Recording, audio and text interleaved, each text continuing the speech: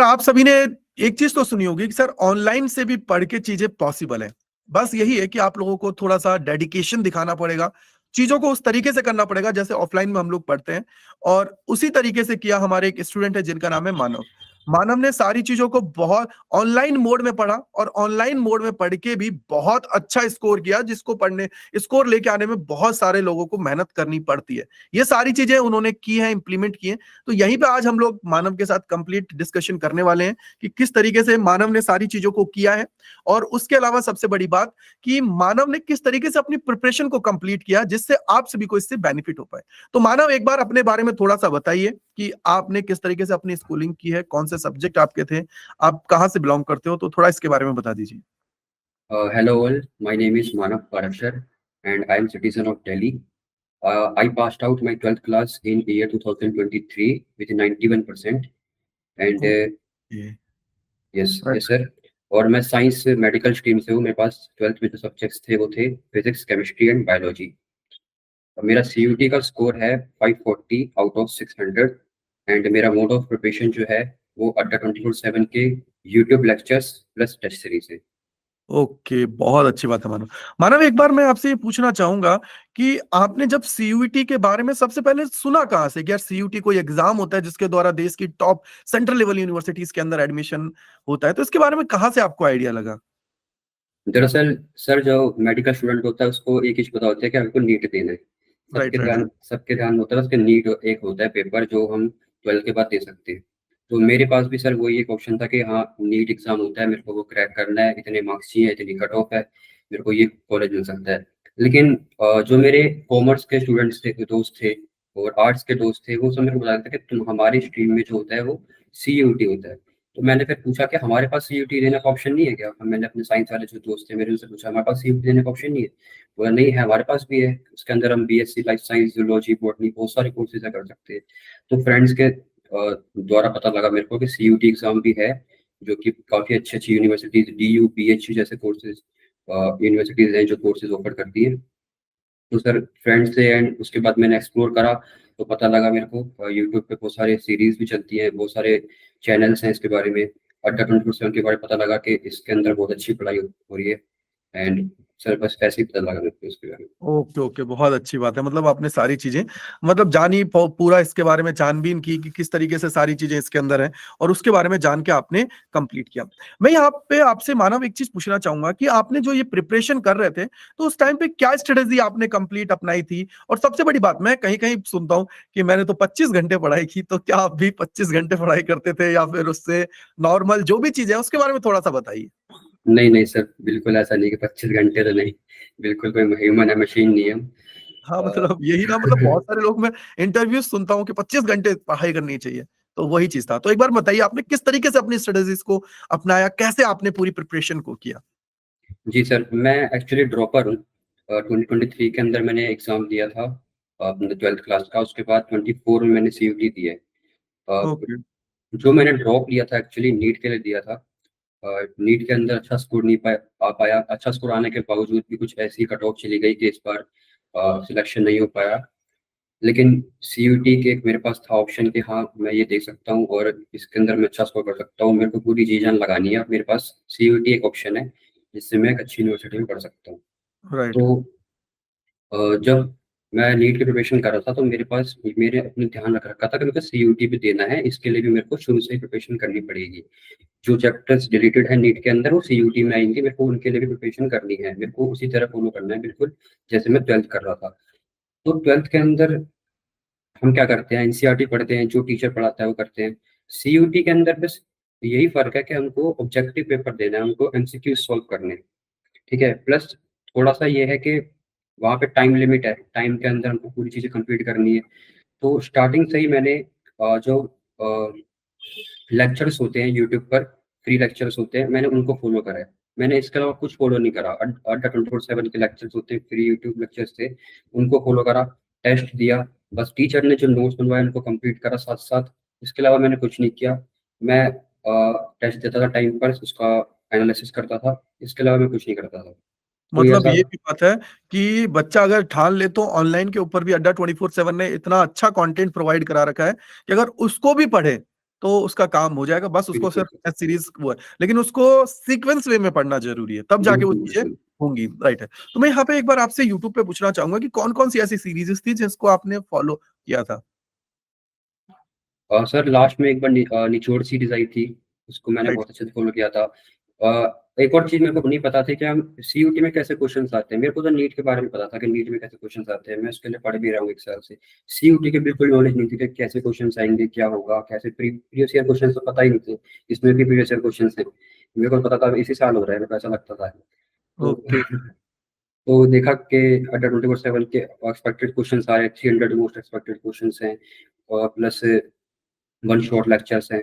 ये सब चीज़ें मैंने पूरी फ़ॉलो करी थी। निचोड़ सीरीज़, ब्रह्मास्त्र सीरीज़, बहुत सारी सीरीज़ आ रही है। इतनी सीरीज़ आप सारी कर भी नहीं सकते, इतनी सीरीज़ होती है उसमें, ठीक है? तो आपको सारी करने की ज़रूरत भी नहीं है। एक सीरीज़ आपको पकड़ लो, 1-2 सीरीज़ पकड़ लो जिसमें क्वेश्चन्स करवा रहे हैं और आपको जो थ्योरी है वो पढ़ा रहे हैं। बस आपको 2 चीज़ें करनी है, वो पकड़ लो और उनको लास्ट तक करते रहो। आपको इधर-उधर नहीं भागना कि ये सर अच्छे पढ़ाए। आपने जिन पे विश्वास कर लिया, बस उनको आपको पकड़ के रखना है और लास्ट तक बस वही करना है। यही चीज़ मैंने सुनी, मैंने 2-3 टॉपर से भी यही इंटरव्यूज़ किए, तो उन्होंने एक चीज़ बताई कि आपको एक टीचर पे बिलीव करना पड़ेगा और उस टीचर को फॉलो करना पड़ेगा ब्लाइंडली, तब जाके चीज़ें होंगी। अदरवाइज़ आप जगह-जगह भागोगे, मल्टीपल चीज़ों की तरफ जाओगे, तो फिर ये मान लीजिए कि स्कोर नहीं बनेगा, क्योंकि हर टीचर का अपना अलग तरीका है, चीज़ों को कराने का। तो जिसका आपको समझ में आ रहा है, उसकी तरफ आप लोग जाइए। एक चीज़ मैं पूछना चाहूँगा कि आपका फेवरेट सब्जेक्ट कौन-सा था, तीनों में से? फेवरेट सब्जेक्ट मेरा सर बायोलॉजी था। बायोलॉजी था, physics okay, biology. Okay. Okay, okay, yes okay, sir. चलिए अच्छा। ऐसा इसके कोई मेरे अलावा को कोई हाँ, बताइए? ऐसा कोई नहीं था कि मेरे को कोई सब्जेक्ट पसंद नहीं था। ऑफ़ कोर्स मैंने पीसीबी लिया तो हर सब्जेक्ट अच्छा था, बस थोड़ा फिज़िक्स में मेरा था हाथ तंग था थोड़ा।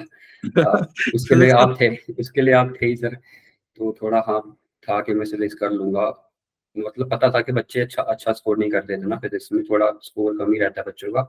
तो मैंने उसके हिसाब से रखा था कि मैं बायोलॉजी, केमिस्ट्री थोड़ा जान लगा के अच्छा करूँगा, फिज़िक्स में थोड़ा कम भी रह जाए तो मेरा हो जाएगा सही।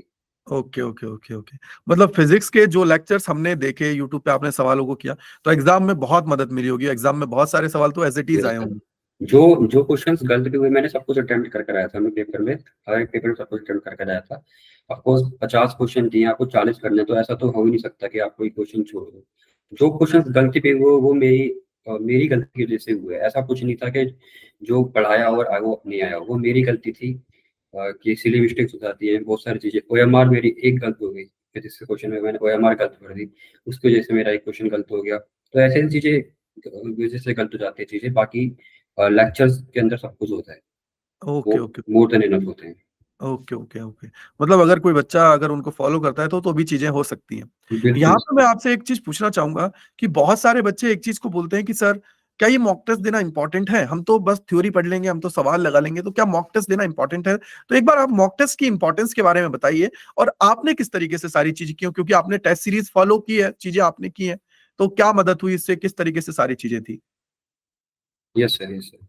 मॉक टेस्ट देना इम्पोर्टेंट है, सही मॉक टेस्ट देना इम्पोर्टेंट है। आपको पता होना चाहिए कि आपको कहाँ से मॉक टेस्ट देना है, उसमें कोई आलतू-फालतू क्वेश्चन तो नहीं है, जो आपका टाइम वेस्ट कर रहे हैं उसको मतलब ऐसे एक रेप्यूटेड इंस्टीट्यूट ने बनाया हो, जो आप कर सकते हो और उसके अंदर वही क्वेश्चन्स हो जो इम्पोर्टेंट है आपके लिए और राइट, सिर्फ़ आपको करके छोड़ नहीं देना है, उसको एनालिसिस भी करना है।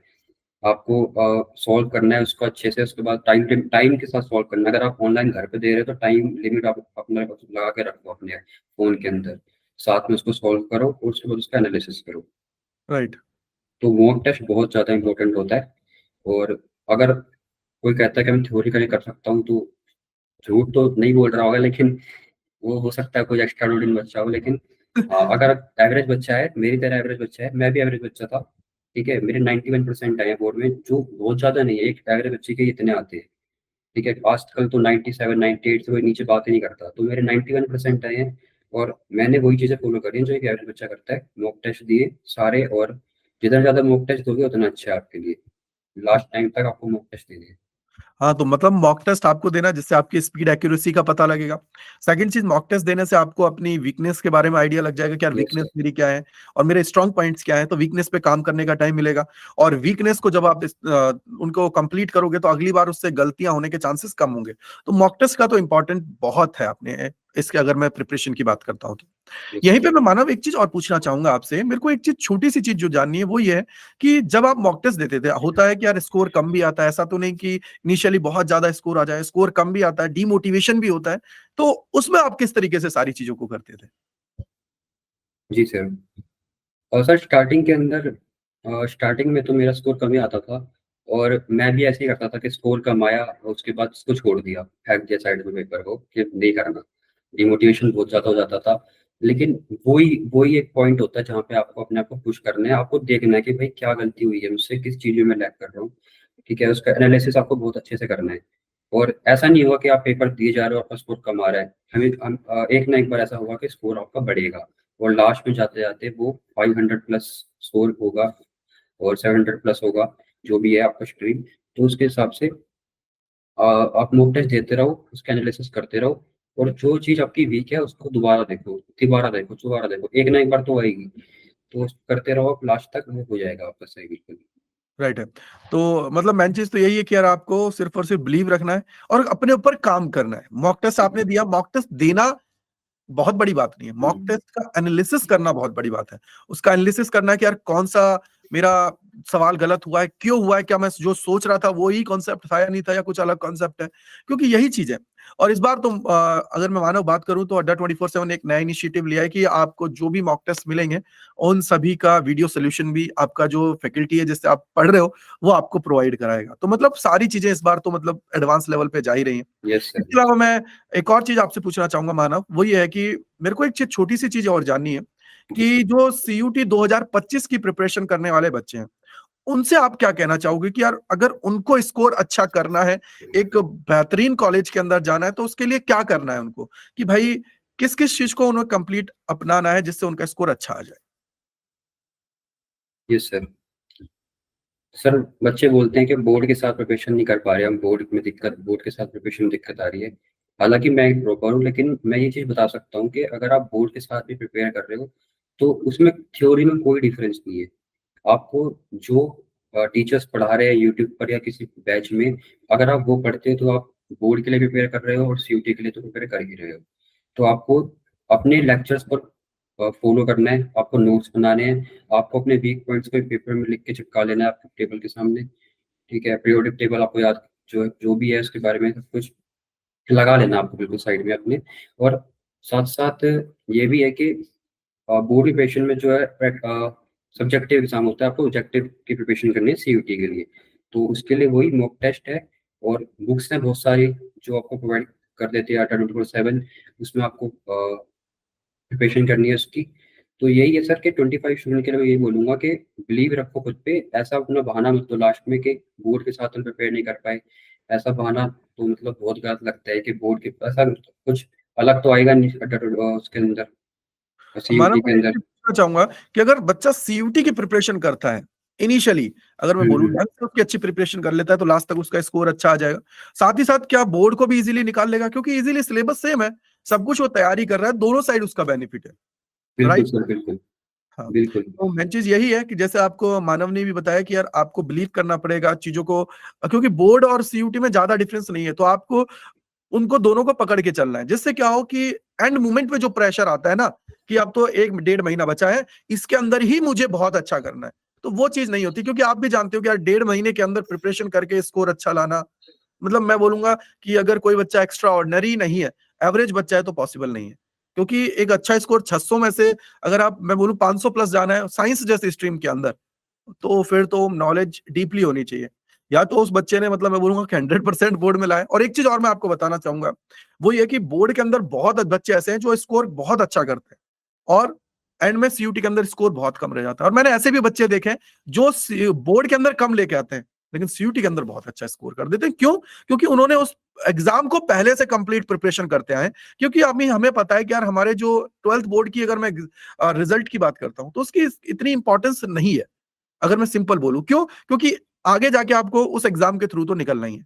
अगर उस एग्ज़ाम को नहीं दोगे, तो फिर बोर्ड में आप 100% ले आओ, तो भी टॉप यूनिवर्सिटी के अंदर तो आप नहीं जा सकते हो, प्राइवेट के अंदर तो कहीं भी अब तो प्राइवेट भी बहुत सारी सीयूटी के अंदर आ रही हैं, राइट? Yes sir. हाँ, तो आई थिंक आपने बहुत सारी चीजों को बताया जिससे बच्चों को बेनिफिट हो, और बच्चे इसको कंप्लीट अगर मैं बोलूंगा कि अडॉप्ट करेंगे तो बहुत सारी चीजें उनको बेनिफिट होने वाला है। सो मानव, आपका बहुत बहुत शुक्रिया हमारे साथ जुड़ने के लिए CUET अड्डा 24/7 थैंक यू पर, सर। और मिलते हैं इसी प्रकार के और सेशंस में अड्डा 24/7 CUET के इस प्लेटफॉर्म के ऊपर। Thank you so much.